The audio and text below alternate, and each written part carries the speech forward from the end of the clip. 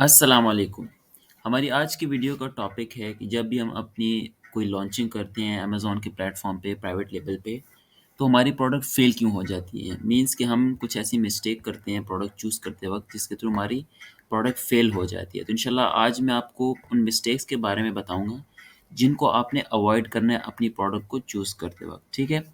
First of all देखें जब जो मिस्टेक करते हैं वो ये करते हैं कि वो ऐसी प्रोडक्ट को चूज़ करते हैं जो कि कोई ट्रेंडिंग टाइप प्रोडक्ट होती है। मतलब जो एक टाइप पे वायरल हो जाती है और फिर जो है ना वो कुछ महीने चलती है, लेट्स से 1 महीना चली, 2 महीने चली, 3 महीने चली, उसके बाद वो ट्रेंड ख़त्म हो जाता है। क्योंकि जब एक चीज़ का ट्रेंड ख़त्म हो जाता है तो लोग उसको फिर ज़्यादा परस्यू नहीं करते, उसको ज़्यादा पसंद नहीं करते क्योंकि वहाँ पर डेड हो जाती है।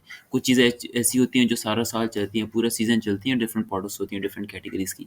लेकिन कुछ ऐसी होती हैं, कोई ट्रेंडिंग लैंप हो जाता है या कोई वायरल टाइप सी ऐसी कोई मतलब कोई गेमिंग सी निकल आती है या कोई क्रिएटिव सी लाइटिंग ऐसी होती हैं जो बिल्कुल मतलब किसी के ट्रेंड को फ़ॉलो किया जाता है और वो जब वो ट्रेंड ख़त्म हो जाता है तो वहाँ पर वो प्रोडक्ट भी एंड हो जाती है, ठीक है? नंबर 2 जो है वो ऐसी प्रोडक्ट को चूज़ करते हैं लेट्स से सीज़नैलिटी उसमें आ जाती है, सीज़नल प्रोडक्ट। उसकी मैं आपको एग्ज़ाम्पल देता हूँ। जैसे ये एक प्रोडक्ट है हमारे पास सोलर से रिलेटेड, ठीक है? सोलर लाइट्स हो जाती हैं या ऐसी कोई जो होती है मतलब जो आप गर्मियों में यूज़ करते हैं, जो मॉस्किटो किलर मशीन हो जाती है, इस तरह की चीज़ें या अगर आप कोई सर्दियों की प्रोडक्ट है, कोई हीटर हो गया, इस तरह की चीज़ें, मतलब वो उस सीज़न में चलती हैं जिस सीज़न में उसकी रिक्वायरमेंट होती है, वहाँ पर यूज़ होता है। अब जैसे अभी सोलर लाइट्स हैं, आपको पता है ज़्यादातर जो अ, सन जो ब्राइटनेस जिसकी ज़्यादा होती है वो समर में आपको सूरज ज़्यादा होता है। तो वहाँ पर क्या होता है कि आपकी सोलर लाइट ज़्यादा यूज़ होती हैं क्योंकि सारा दिन सूरज होता है। तो ऐसी प्रोडक्ट्स हो गई जिस तरह मैंने आपको एग्ज़ाम्पल दी मॉस्किटो किलर कोई मशीन हो गई जो कि गर्मियों में चलने वाली प्रोडक्ट है समर की प्रोडक्ट्स होती हैं। इसी तरह की जो विंटर की प्रोडक्ट्स हैं वो आपकी आ जाती हैं कोई कह लें कि हीटर टाइप प्रोडक्ट इस तरह हो गई या आपके ग्लव्स वगैरह हो गए, इस तरह जो भी वार्मिंग आपके जो कहते हैं कंबल वगैरह इस तरह की जो चीज़ें होती हैं ना वो आपके यूज़ होते हैं विंटर में। तो इस तरह की काफ़ी और भी प्रोडक्ट्स हैं, तो मैंने आपको जस्ट छोटी-सी एक एग्ज़ाम्पल दी है। लेट्स से कोई गार्डन के रिलेटेड कोई प्रोडक्ट हो जाती है, ठीक है? जो गार्डनिंग भी आप सारा साल नहीं करते, उसका भी एक सीज़न होता है, स्प्रिंग का सीज़न होता है जिसमें जो है ना आप गार्डनिंग करते हो, तो आप सारा दिन विंटर में, समर में आप फिर गार्डनिंग नहीं कर सकते। तो वो प्रोडक्ट्स जो होती हैं, जो गार्डनिंग के रिलेटेड होती हैं, तो ऐसे काफ़ी प्रोडक्ट्स हैं जो सिर्फ़ सीज़न वाइज़ यूज़ होती हैं, ठीक है?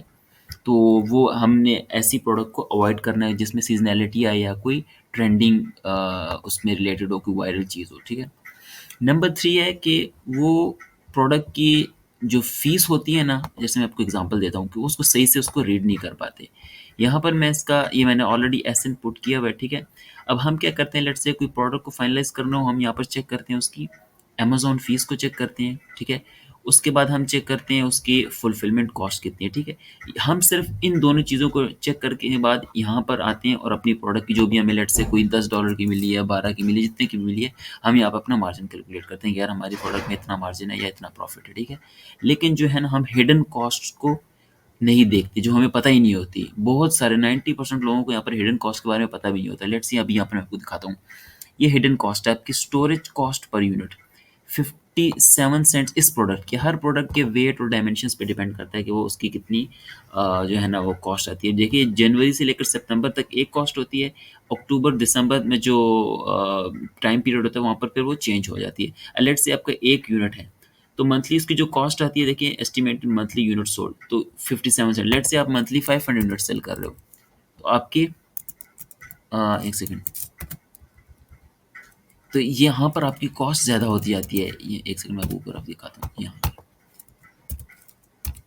500 यूनिट्स आपने सेल किया तो $285 जो है ना आपकी सिर्फ स्टोरेज कॉस्ट पे जा रही है, जो आपको पता भी नहीं है, ठीक है?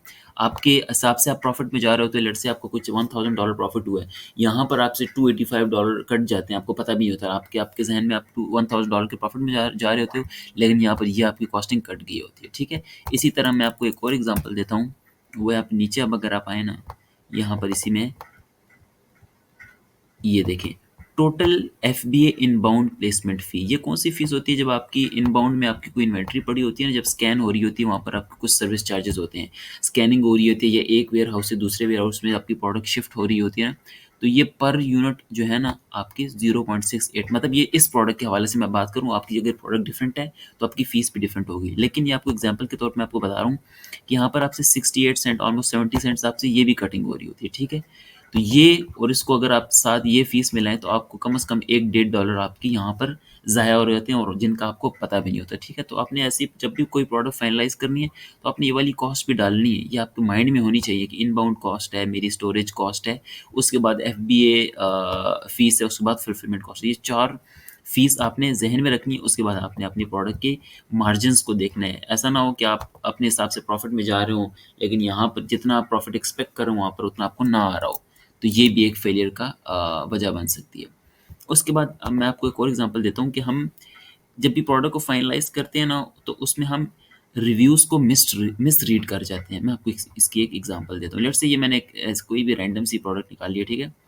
अब रिव्यूज़ को मिसरीड करने का क्या मतलब है? जब भी हम प्रोडक्ट फाइनलाइज़ करते हैं, हम देखते हैं यार उसके फ़ायदे क्या हैं, ठीक है? प्रोडक्ट्स लोग पसंद कर रहे हैं कि नहीं कर रहे। जिस तरह अभी देखें 5 स्टार भी इसको मिले हैं, 4 स्टार भी हैं, 3 स्टार, 2 स्टार, 1 स्टार सब इसको जो है ना डिफरेंट उन लोगों ने इसको अपने हिसाब से रिव्यूज़ दिए हुए हैं। कुछ लोग कहते हैं क्वालिटी बिल्कुल ठीक है, fun for kids, gift value भी अच्छी है, बिल्डेबिलिटी भी ठीक है, क्रिएटिविटी भी ठीक है, लेकिन स्टर्डीनेस मतलब इसका जो मटेरियल है वो नहीं ठीक। ड्यूरेबिलिटी जो है ज़्यादा ड्यूरेबल नहीं है, जल्दी ख़राब हो जाता है, या ईज़ ऑफ असेंबली मतलब अच्छे से असेंबल नहीं हो पाता, मुश्किल है इसमें। तो ये 3 इसमें नेगेटिव पॉइंट्स हैं, ठीक है? तो हम क्या करते हैं जब भी किसी प्रोडक्ट के रिव्यूज़ पढ़ने होते हैं ना, मैं आपको छोटे रिव्यूज़ दिखाता हूँ। लेट्स से ये है।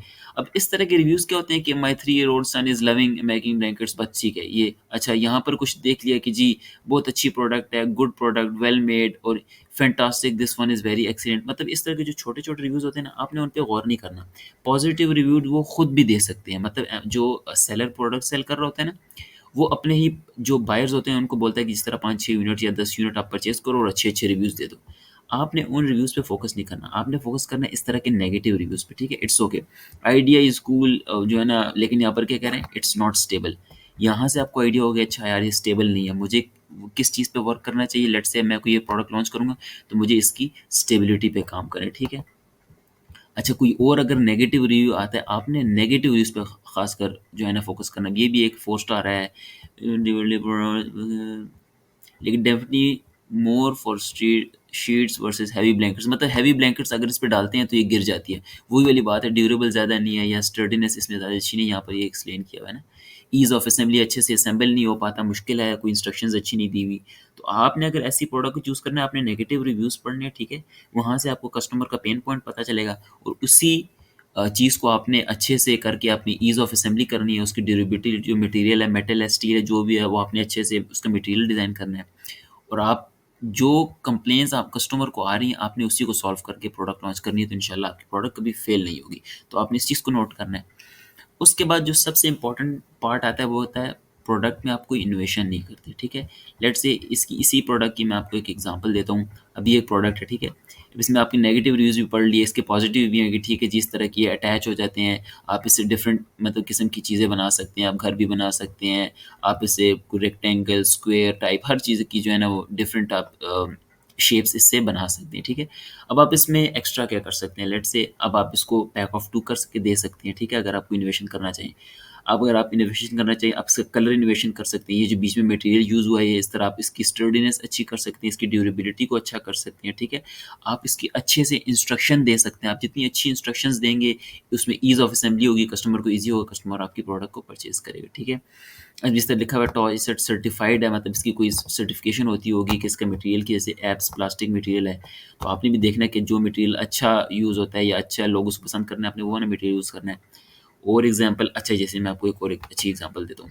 लेट्स से इस बंदे ने अब लॉन्च की हुई है, इसने क्या किया हुआ है इसके अंदर, एक सेकेंड,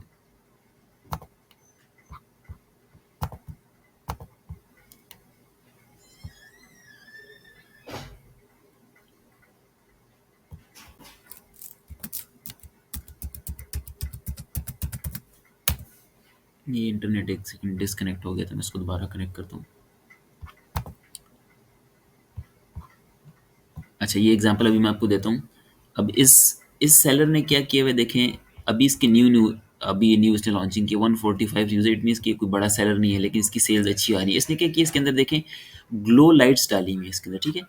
उसमें लिखा भी हुआ है ग्लो इन द डार्क। अब इसके अंदर ग्लो मतलब इसके अंदर लाइटिंग उसने की हुई है, तो आप रात को भी अच्छे से यूज़ कर सकते हो, दिन में भी यूज़ कर सकते हो। अगर आप लाइट्स वगैरह ऑफ करते हो तो एक अच्छी सी लुक भी आती है, कस्टमर को एक एक्स्ट्रा चीज़ मिल जाती है कि अच्छा यार इसके अंदर लाइटिंग भी ऐड हुई है। जिस तरह मैंने आपको एग्जांपल दी कि इस तरह आप इसकी शेप चेंज कर सकते हैं, डिज़ाइन वगैरह हो गया, इंस्ट्रक्शन अच्छी दे सकती हैं, तो और अगर आप इसमें एक्स्ट्रा इनोवेशन करना चाहें तो उसके लाइटिंग ऐड कर सकते हैं।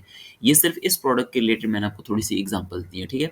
आप कोई भी आपकी कोई दूसरी प्रोडक्ट होती है, आप उस हवाले से कर सकते हो कि जो है ना उसमें कुछ भी आप एक्स्ट्रा डाल सकते हो, कोई एक्स्ट्रा मटेरियल दे सकते हो और उसके डिज़ाइन और बेहतर तरीके से दे सकते हो कस्टमर के पेन पॉइंट को। तो जितना आप कस्टमर के पेन पॉइंट्स को समझेंगे, एक्स्ट्रा डिज़ाइनिंग ऐड करेंगे तो आपकी प्रोडक्ट कभी फेल नहीं होगी। इससे पहले मैंने आपको और भी चीज़ें बताई हैं अमेज़न की फ़ीस के बारे में, मिसरीडिंग रिव्यूज़ के बारे में, कोई ट्रेंडिंग प्रोडक्ट नहीं चूज़ करनी, कोई वायरल प्रोडक्ट नहीं चूज़ करनी, कोई सीज़नल वाली प्रोडक्ट नहीं चूज़ करनी, सारा साल चलने वाली प्रोडक्ट आप यूज़ करिए, ठीक है? तो इंशाल्लाह आपकी प्रोडक्ट कभी फेल नहीं होगी और आपका प्राइवेट लेबल बिज़नेस भी कभी फेल नहीं होगा। तो आई होप आपको वीडियो पसंद आई होगी, आपको कुछ नॉलेज इससे मिली होगी इंशाल्लाह। नेक्स्ट वीडियो में मिलेंगे। अल्लाह हाफ़िज़।